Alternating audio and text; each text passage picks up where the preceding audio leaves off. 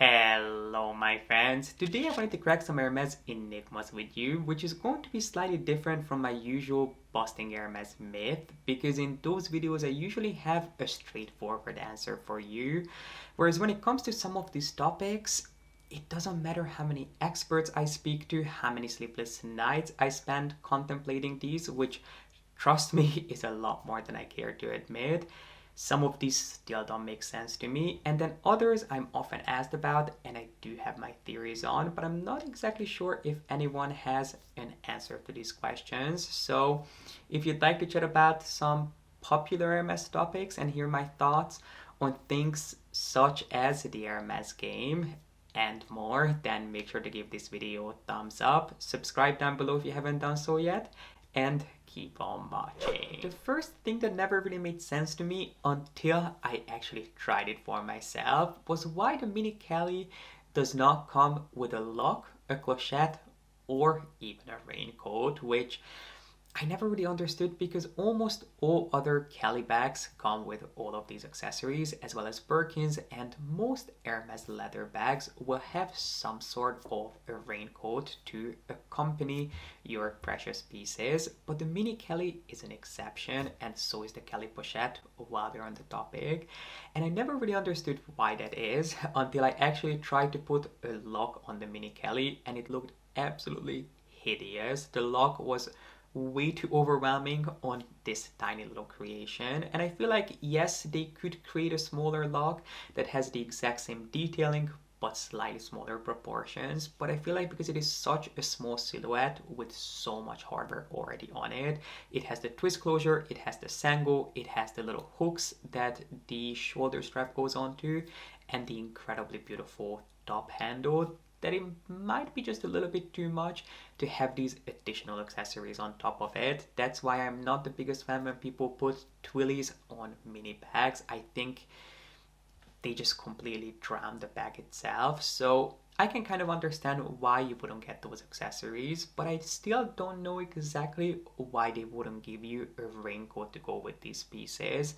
The best theory that I have so far is that perhaps it's because Hermes thinks that these bags are so small that most people wouldn't have an issue to put them underneath their coat or underneath their jacket if it starts raining, which is what I usually do if I'm wearing a Mini Kelly in the fall or in the winter. I will usually wear them underneath my coat, which actually makes it an amazing layering piece. So I guess you could do that if you're wearing a larger coat or a larger jacket, but let's be honest, it also rains in spring summer when people usually are not out there wearing jackets. So I'm not exactly sure why they don't give you a raincoat, because I think it would be very much needed. And let's be honest, it would also be an additional expense for Hermes to produce these raincoats, which I assume it wouldn't be much because they're quite poorly made, but at the end of the day they still help. But perhaps Hermes' thinking is that what's the point of creating these raincoats if people are not even going to have the precious real estate to keep these in their bags, which I disagree with. I think raincoats help, and when it comes to such precious bags, raincoats are kind of a necessity. Enigma number 2, which is one that I actually never noticed myself. It's something that was pointed out to me by a friend of mine, and I think it is really true, which is that almost all exceptional Hermes bags feature palladium hardware. It's something that I have been thinking about for the past couple of months, and I think it is true. Almost every single exceptional Hermes bag will have palladium hardware. Now, if you're not exactly sure what an exceptional Hermes bag is, I think we have talked about this tier of Hermes bags before. So let's go from the least rare to the most. So at the bottom of the pyramid, you will have your traditional Hermes bags, which will include things like the Evelyn, the G.P.S, the Lindy, and so on. Above those, you will have your traditional Coda bags, so the Birkin, the Kelly, including the entire Kelly franchise. And at this point, I would also add the Constance, just because it has become such a difficult bag to find. Above those, you will have your exotic bags, so these are bags made of exotic skins, different types of croc, alligator, lizard, and even ostrich. And then on top of the pyramid, you will have your exceptional bags, which are the rarest, most difficult to find Hermes bags. Hermes produces such few exceptional bags that there are stores that receive one or maybe two in an entire year if they get lucky. But basically, these exceptional bags will feature really unique and precious materials. They will feature state of the art craftsmanship, unique techniques that you don't normally see on bags. So these are truly collector's pieces, and more often than not, you'll recognize these bags because of the box that they come in. So traditional Hermes bags, even exotic pieces, will come in the traditional orange paper box, but these exceptional pieces, well, at least most of them, will come in a hard case jewelry box inspired a little display, which is definitely an experience to receive. And these are the exceptional pieces that will almost always feature a palladium finish. So if you think about things like the Birkin Picnic, the Kelly Picnic, the Kelly Wood, or even things like the Himalaya, which is technically not an exceptional piece unless it is diamond encrusted, in which case the hardware will be made of solid white gold, but it will look more similar to palladium than gold or permabrass. So if you really think about it, it is true that most exceptional bags will feature a silver looking hardware, which I believe is because palladium is a little bit more neutral than gold or permabrass, so it blends in a little bit more seamlessly with the overall design of the bag. It's not eye-catching, and it doesn't take away any attention from the overall design of the bag, which I would agree with. I think it is the best move to make when it comes to designing such intricate pieces. But I have been trying to think about some exceptional bags that feature hardware that isn't in palladium, and there are a few that I could come up with. Some of them you could argue that they're not exceptional, they're just unique limited edition pieces that are no longer around, like the So Black collection, which launched in the 2010s, which obviously featured a monochromatic hardware, but they were technically not exceptional pieces. In the early 2000s, Hermes came out with a metallic line, which at the time I don't believe was exceptional, but at this point they are some of the most highly coveted Hermes bags. If you think about some of the solid gold Kelly bags, which, let's be honest, it doesn't get any more exceptional than those bags, obviously because they were made of precious metals. Some were made of rose gold, while others were made of gold in really limited quantities. The hardwares had to match the overall color and metal of the bag. And then when it comes to a more recent exceptional bag launch, the Kelly Padded, that was also a line that was available with not only palladium hardware but also gold. So if you have been looking for an exceptional bag but you're not the biggest fan of palladium hardware, just make sure that you keep your eyes peeled, because there is a little bit of hope out there for you. This next topic I know is going to be quite controversial, but it's one that never really made sense to me, which is why Hermes doesn't have a globalized system. And what do I mean by that? So when it comes to most luxury brands at this point, like Louis Vuitton, even Cartier and Versace, once you have a profile set up in one country, all of your purchases, it can go onto that one profile. So let's say you bought something in New York, you bought another piece in Paris, and then a third piece on the other side of the world. As long as you use the same name, the same phone number, or the same email address, depending on what they ask you for, all of these pieces will be integrated into the same system, which makes your life a lot easier when it comes to getting something repaired, or even if you were to move and you wanted to re-establish yourself with a new boutique, it would make your life a lot easier. Trust me, I am talking from experience. But when it comes to Hermes, that is currently not the case. There have been rumors of Hermes developing this global system, which I know would make many people upset out there, because one of the loopholes, one of the ways around getting multiple quota bags within 1 year is to travel outside of your home country. So let's say you have a profile in the US, that profile won't be visible in Europe or in Asia, which meant that a lot of people traveled around and tried to get quota bags in different countries.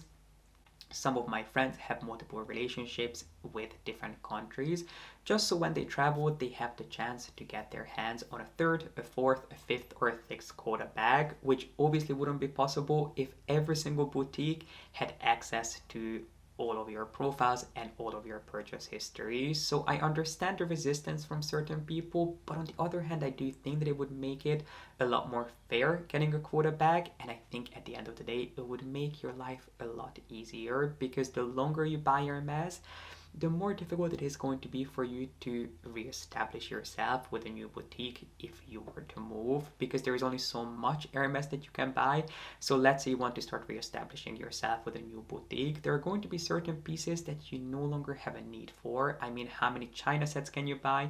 How many pieces of furniture can you buy over and over and over again? So I am personally a big fan, or would be a big fan, of having a globalized system, especially when it comes to putting in a wish for a bag. So there have been rumors, and I have heard sort of things through the grapevine of Hermes introducing this new globalized wish list too, which would mean that you could put in a wish at your local boutique, but if you were to go traveling, your wish could be visible from anywhere in the world. So you could walk into a boutique and ask them to have a look at your wish list that you initially submitted with your own store, which I talk about, I think, was it in my Hermes journey video? I think I talked about this, so I'll make sure to have it linked up here in case you want to learn more about that.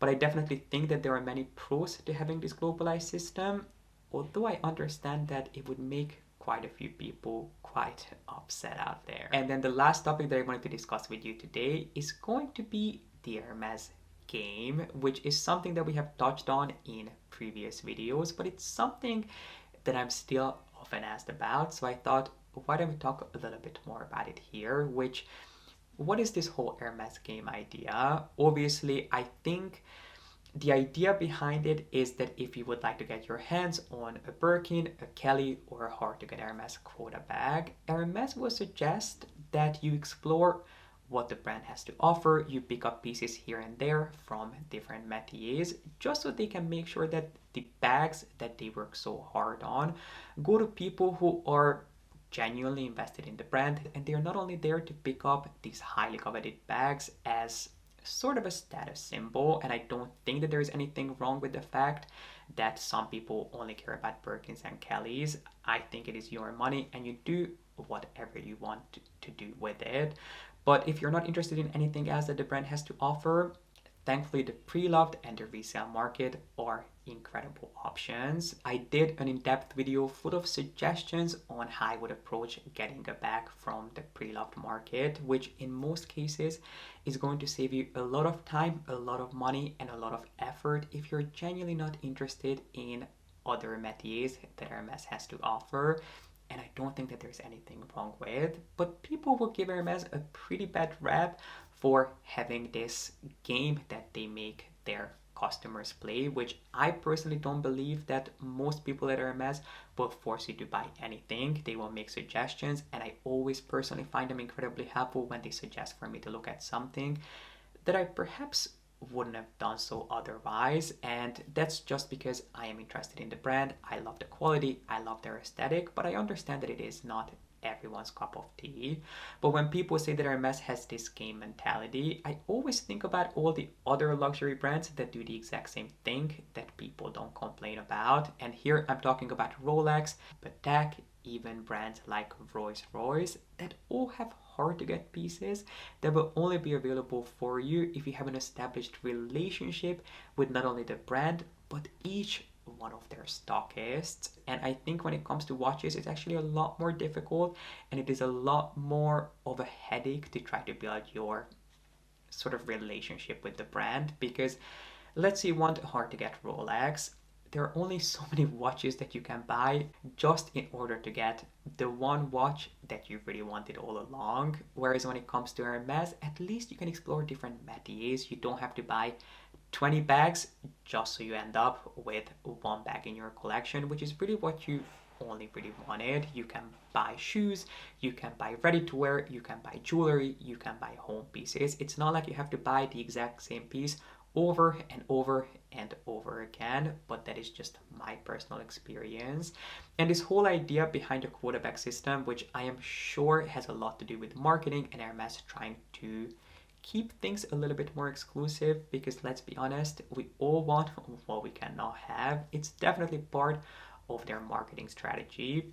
But when I first started shopping with Hermes, about a decade ago at this point, the person that I started shopping with had been with Hermes for a really long time. They had worked for Hermes before the quota bag system, and they continued working for the brand afterwards. And what they told me is that one of the main reasons this quota bag system was put in place is so it would make it more fair for people to get their hands on their dream bag. Because previously, if you lived across from an Hermes boutique and you had the time and really just the energy to go into Hermes every other day or every day to see what's new, in theory you could pick up a bag almost every single day.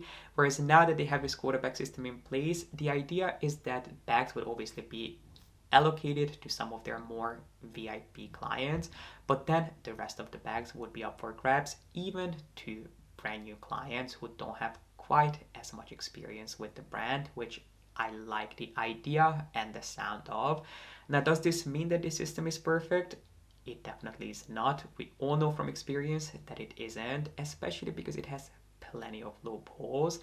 But if you have any suggestions, please let us know in the comment section below. How do you think Hermes should go about allocating their bags? To me, it makes perfect sense that Hermes would like to make sure that their highly coveted bags go to those clients who are truly interested in the brand. If they have 100 bags to go around, but 10,000 people looking for them, there has to be a fair way for them to decide who these bags should go to. And I think these bags going to people who are genuinely interested in the brand, who have a relationship and a history with the company, makes sense. I'm not sure if they're going about it in the right way, but this is what we're here for, to discuss that. So please make sure to let us know your thoughts in the comment section. And while you're down there, make sure to give this video a thumbs up if you enjoyed it. And don't forget to subscribe. I really appreciate you watching and being here. This video took me about 3 hours to film because they were doing construction outside. So I had to keep stopping, and I have to go get ready for something that you will see in my next video. So I am really, really grateful for you being here and watching, and I hope to see you back here with a fun new video really, really soon.